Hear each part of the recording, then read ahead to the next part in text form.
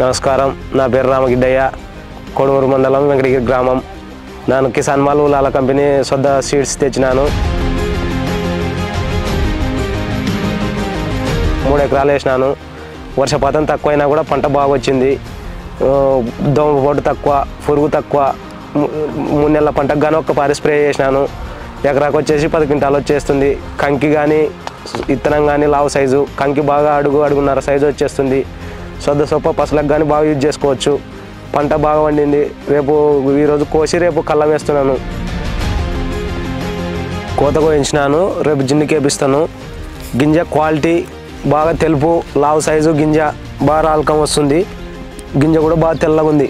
ఈ విత్తనం వేసినందుకు సంతోషంగా ఉంది. 3 ఎకరాలకి ఎకరాకి 5,000 చొప్పున 15,000 ఖర్చు పెట్టినాను. 3 ఎకరాల మీద ₹1,00,000 దాకా ఆదాయం వచ్చింది. నేను ఆదాయం వచ్చినందుకు బాగా సంతోషంగా ఉన్నాయి విత్తనం వేసినందుకు.